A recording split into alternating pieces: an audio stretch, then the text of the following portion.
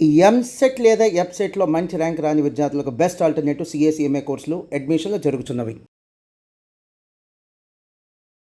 Hello Vanaja గారు. Hello అండి. వనజ గారు, సాధారణంగా మనం పిల్లల్ని తిడుతూ ఉంటాం. ఆ! ఈ మంచం మీద కూర్చోవద్దు, మంచం మీద తినొద్దు, మంచం మీద చదువుకోవద్దు అని. కానీ హ్మ్. పిల్లలేం చేస్తారు, అన్ని పనులు పడుకోవటంతో పాటు అన్నీ దాని మీదే చేసేస్తారు. పిల్లలెందుకండి పాపం పెద్దోళ్ళు గూడా అలాగే అవును. చేస్తున్నారు ఈ మధ్య. అవును. అవును. హ్మ్. హ్మ్. ఏమవుతుందండి? అంటే మంచాన్ని ఎంతవరకు ఉపయోగించాలి? అంటే మంచం అన్నది అంటే కొన్ని పురాణాలవి చదివితే ఆ! అశౌచం అంటాం కదా! ఆ! అది.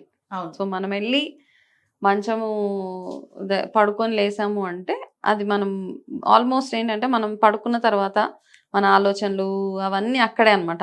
అక్కడే వదిలేయాలి అవన్నీ. హ్మ్. హ్మ్. మన ఒంటి నుంచి వచ్చే స్వెట్ దగ్గర నుంచి ఆ అన్నీ మంచం అదే అన్నీ తీసుకుంటుంది. ఓకే. టాక్సిన్స్ అవన్నీ అక్కడే ఉంటాయి ఆ మంచం. సో, ఆ మంచాన్ని ఓన్లీ రెస్ట్ వరకే అంటే ఎళ్లి పడుకోవడానికి వరకే పరిమితం మనకి. కానీ ఈ మధ్య కాలంలో అయిపోతుంది ఏంటంటే బెడ్‌రూమ్‌ని ఒక ఫ్యాన్సీగా చేసేసి అందులో ఒక సోఫా, ఒక కాఫీ కార్నరు అట్లా అన్నీ చేసినప్పుడు మనకి 100% దరిద్రమే చుట్టుకుంటది. హ్మ్. ఓకే. ఎందుకంటే దాని మీద కూర్చొని అన్నం తింటున్నాం. ఆ అన్నం తిన్నప్పుడు రకరకాల వాస్తు దోషాలు ఇవన్నీ పక్కన పెట్టేస్తే మనం ఆ శౌచం దగ్గర కూర్చొని మనం ఎక్కడైనా ఒక బ్యాడ్ ప్లేస్‌లో కూర్చొని అన్నం తినలేం తినగలుగుతామా? కదా! ఆ! సో, తినలేం కాబట్టి ఇది గూడా అంతే. బ్యాడ్ ప్లేస్‌లో కూర్చొని ఎవరు తింటారండి? మామూలుగా చూస్తే మనం హాస్పిటల్స్‌కెళ్తాం కదా! ఆ! పేషెంట్. పేషెంట్స్ ఒక్కళ్ళే అలా మంచం మీద అవును. కూర్చొని తింటారు. అందుకని ఏమవుతదంటే మంచం మీద కూర్చొని తిన్నప్పుడు రోగాలు ఎక్కువవుతూ ఉంటాయి. హ్మ్. దీనికి సైంటిఫిక్ లాజిక్స్ ఇవేమీ లేవు. ఫస్ట్ థింగ్ ఏంటంటే నన్నడిగితే నా లాజికల్ నేను ఆలోచించింది ఏంటంటే నంబర్ 1 పాతకాలంలో మనకు డైనింగ్ టేబుల్ కాన్సెప్ట్ గాని, మంచాల కాన్సెప్ట్ ఇవంతా ఏది లేదు యాక్చువల్‌గా ఫస్ట్ అండ్ అవును. అవును. Foremost thing. మంచాలు ఉండేవేమో కొన్ని రోజుల తర్వాత పందిరి మంచాలని అవన్నీ ఇవన్నీ వచ్చేసినాయి. మనకి డైనింగ్ టేబుల్ కాన్సెప్టే లేదక్కడ. అందరు కింద కూర్చొని తినే తినేవారు. పని. ఆ కింద కూర్చొని తిన్నప్పుడు ఏమయ్యేదంటే మనకి ప్రాపర్‌గా డైజెషన్ అదంతా చక్కగా అయిపోయేది. ఫ్లెక్సిబిలిటీ బావుండేది. మనం ఒక్కొక్క ముద్దకి ఇలా వంగి లేస్తున్నప్పుడు ఈ ఈ ముద్రలు ఇవన్నీ బాగా వర్క్ చేసి డైజెషన్ అదంతా బాగా అయ్యేది. దాని తర్వాత మెల్లి మెల్లిగా డైనింగ్ టేబుల్ నాకేమనిపిస్తదంటే ఆఫ్‌కోర్స్ అందరం ఇప్పుడు డైనింగ్ టేబుల్ వాడుతున్నాము. అవకాశం ఉన్నోళ్ళు మాక్సిమం అట్‌లీస్ట్ కింద కూర్చొని తినడానికి ట్రై ట్రై చేయండి. చేయొచ్చు. బట్ మంచం మీద కూర్చొని తింటే గూడా మనకి ఈక్వల్‌గా ఏంటంటే ఫస్ట్ ఆఫ్ ఆల్ మీ బెడ్‌రూమ్‌లో ఉన్న మీ ఆరా ఏదైతే ఉందో మీరు బెడ్‌రూమ్‌లో కూర్చొని ఏ బిర్యానీ ఏదో తింటారు. ఏదో సంథింగ్ తినేసి వచ్చేసిన తర్వాత మళ్ళీ మీరు అందులోకెళ్ళగలుగుతారా? స్మెల్ అనిపిస్తది. స్మెల్లొస్తది. సో, దానివల్ల ఆ ఫుడ్ ఏమవుతదంటే పార్టికల్స్ పడినా కూడా మంచం ఫుడ్ మీద పార్టికల్స్ అవన్నీ పడిన తర్వాత గూడా మనకి దాని నుంచి ఒక బ్యాడ్ స్మెల్ వచ్చేస్తది. మనం ఏంటంటే రెస్ట్ చేసుకునే రూమ్ అది కదా! అవును. పీస్‌ఫుల్‌గా ఎళ్లి పడుకునే రూమ్ అది. Hmm. Hmm. First of all. అందరంటారు good sleep is enough. Good sleep చాలా అవసరము. ఆ గుడ్ స్లీప్ ఏంటంటే, ఆ గుడ్ స్లీప్ మంచి నిద్ర కావాలంటే అందులో ఉన్న వాతావరణం అంతా అట్మాస్ఫియర్ కూడా చాలా పాజిటివ్‌గా అండ్ ప్లెజెంట్‌గా ఉండాలి. ఈ ఫుడ్ పార్టికల్స్ అవన్నీ పడినప్పుడు అక్కడ బొద్దింకలు రావడం ఇట్లాంటివన్నీ స్టార్ట్ అవుతూ స్టార్ట్ అవుతుంది. ఉంటాయి. ఒకలాంటి బ్యాడ్ స్మెల్ అది వచ్చేస్తూ ఉంటది. సో, ఎంగిలి బేసికల్లీ మనం ఏంటే ఏ ప్లేస్‌కెళ్ళినా దాన్ని మనం చెడగొట్టేస్తున్నాం అనమాట. ఆహ్, ఎ ఎక్కడ ఏ పని చేయాలో అక్కడ ఆ పని మాత్రమే చేసుకోగలిగితే మనకి మైండ్ బావుంటది. ప్లస్ హెల్తీగా కూడా ఉండగలుగుతాం. అండ్ వాస్తు ప్రకారం కూడా అందుకే కదా బెడ్‌రూము ఈ ప్లేస్‌లోనే ఉండాలి. ఆగ్నేయంలో మనకి కిచెన్ ఉండాలి. ఈశాన్యంలో దేవుడి గది ఉండాలి.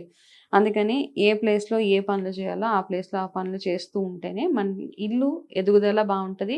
ఇంట్లో మనకి ఎటువంటి నెగెటివ్ ఎనర్జీస్ గానీ, పిల్లలకు బ్లాకేజెస్ గానీ, ఆరోగ్య సమస్యలు అవన్నీ రాకుండా ఉంటాయి. దేర్‌ఫోర్ వాస్తు అందుకే ఉందనమాట. డైనింగ్ టేబుల్ ఎక్కడుందో ఆ ప్లేస్‌లో మాత్రమే ఎళ్లి కూర్చొని అన్నం తినాలి అంతే.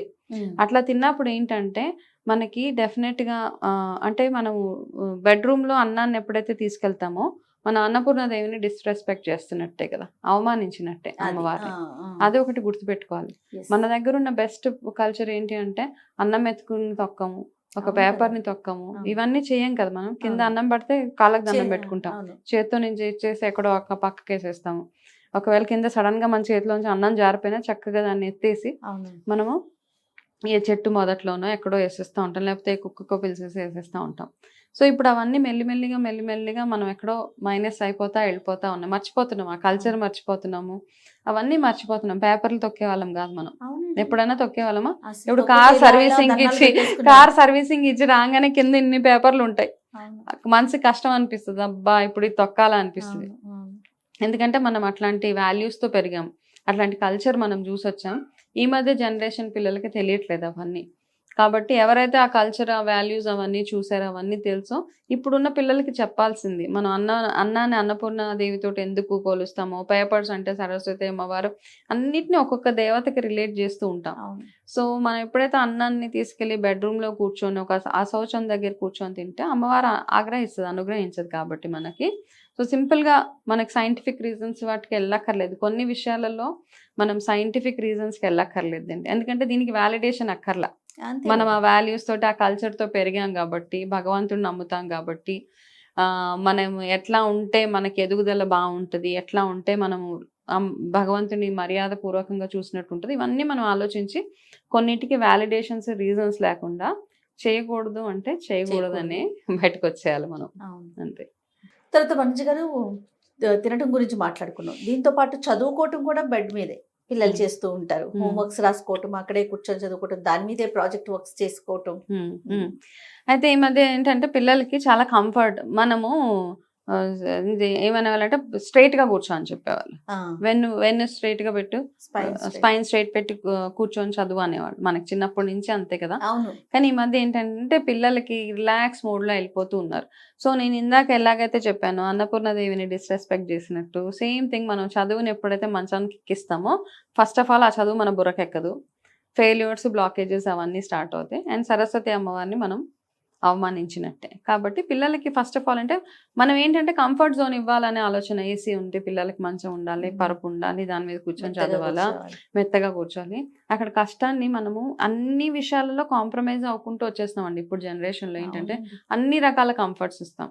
పిల్లలు కూర్చొని చదవాలంటే వాళ్ళకి టేబుల్ ఇస్తాం, వాళ్ళకి ఏసీ ఇస్తాము, వాళ్ళకి అన్ని రకాల కంఫర్ట్స్ ఇస్తాము. ఓకే, సో స్టడీ టేబుల్, ఎన్ని కంఫర్ట్స్ వాళ్ళకి కదా. కాబట్టి పిల్లలు చదవాలి అంటే ఇప్పుడు ఏమవుతుందంటే ఒక్కొక్క ఆసనం ఉంటుంది, ఒక్కొక్క ముద్ర ఉంటుంది. మనము కింద కూర్చొని స్పైన్ స్ట్రైట్ పెట్టి చదివినప్పుడు, ఇట్లా తల కిందకి పెట్టి చదివినప్పుడు ఇవన్నీ ఆసనాలు, ఇవన్నీ మన బ్రెయిన్లో మెమరీ ఏవైతే ఉంటుందో ఆ మెమరీని ఎన్హాన్స్ చేయడానికి ఇవన్నీ వర్క్ చేస్తాయి. మంచం మీద కూర్చున్నప్పుడు ఏమొస్తుందంటే ఫస్ట్ నిద్ర వస్తుంది. కంఫర్ట్ జోన్లోకి వెళ్ళినప్పుడు ఏమొస్తుందంటే ఫస్ట్ మనకి హ్యాపీగా ఏసీ ఉంది, రిలాక్స్డ్ మోడ్లో ఉంటుంది. రిలాక్స్డ్ మోడ్లో పిల్లలకి ఆ పట్టుదల అన్నది పెరగదు ఫస్ట్ అండ్ ఫార్మోస్ట్.